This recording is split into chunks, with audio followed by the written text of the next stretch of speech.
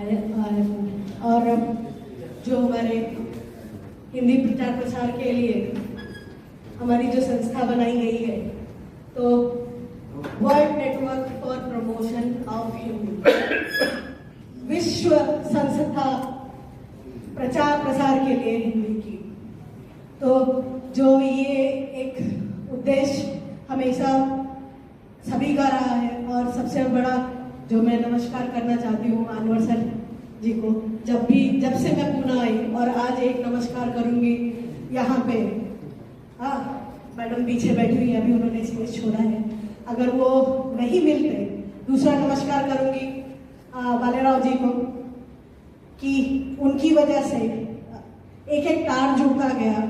और तीसरा नमस्कार सागर सर को जाएगा, जो सारे तार जुड़ते हुए पिछले 5 सालों से ये इस अभियान में मुझे जोड़ा है। हिंदी भाषी हूँ मैं, तो जन्म से हिंदी भाषा मेरी नस नस रग रग रोम रोम में बहती आ रही है।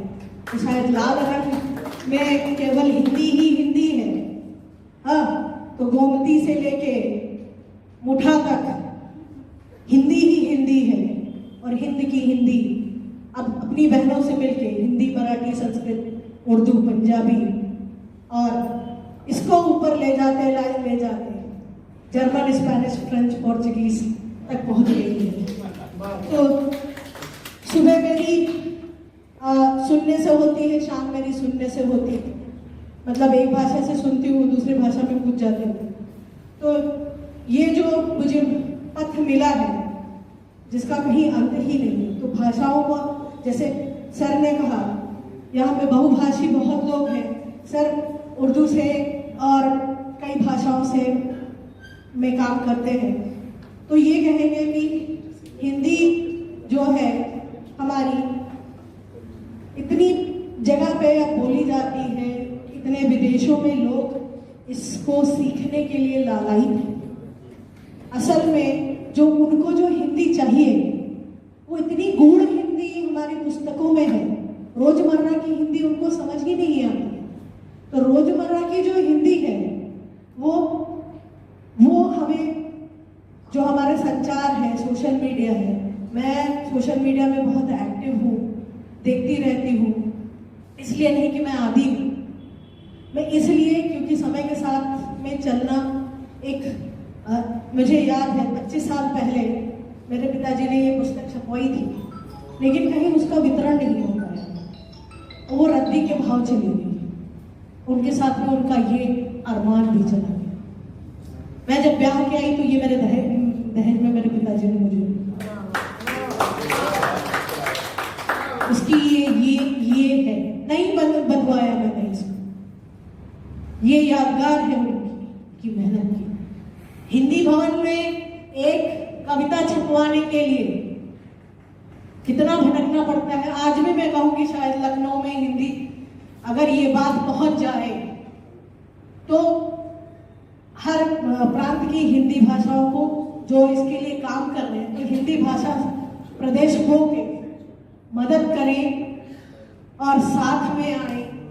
उत्तर प्रदेश के पदाधिकारियों से ये निवेदन है मेरा, अगर वो कभी सुन ले, इस बार मैं जाऊंगी तो शायद उनसे मिलूंगी भी, अगर आप लोग के कोई जानने वाले हो तो जरूर मुझे जोड़िएगा, जरूर मैं जाके मिलूंगी वहाँ पे, कि हम लोग बाहर अगर ना, जो हमारा हिंदी भाषा जहाँ नहीं बोली जाती वहाँ पे हिंदी का इतना हम कोशिश कर रहे हैं, हमारा स्वयं का प्रदेश क्या कर रहा है, हम अंग्रेजी की तरफ भाग रहे हैं। मैं मना नहीं करती कि हमारी भाषा ने हमें उसका गर्व नहीं करना चाहिए, लेकिन गर्व के साथ में हमारे जीवन का मूल्य नहीं होना चाहिए। तो हमारी जो भाषा है, जो हमारा मूल्य है, हमारे हिंदी भाषित प्रदेश है, उनको भी आगे बढ़ के अपनी भाषा का सम्मान करना बहुत जरूरी है। और हर एक प्रदेश से कहूंगी मैं कि उनकी भाषा सर्वोपरि है, लेकिन अगर संचार माध्यम एक बनता है तो आइए हाथ जोड़िए और सब हमसे मिले। इसी के साथ में मैं एक कविता, आज मैं अपनी कविता नहीं पढ़ूंगी, मैं अपने पिताजी की ये पुस्तक, शायद उनका जीवन आज उसी में कि मैं कुछ भी नहीं हूँ तो धूल। इस पुस्तक का नाम था हूँ तो धूल। वही आज शीर्षक कविता में यहाँ पे पढ़ के अपनी जगह वापस लूंगी। फोटोग्राफी मेरा शौक है, तो मैं एक छोटा सा ये योगदान है सारे पलों को सजोने का और लोगों तक पहुंचाने का।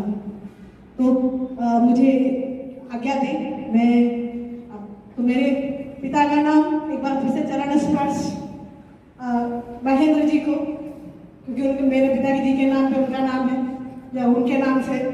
तो मैंने पिछले साल अपना नाम भावना गुप्ता महेंद्र अंत किया कि इसी प्रकार मेरे पिताजी का जी नाम जीवित रहे जब तक मैं हूँ, और मेरे आगे और भी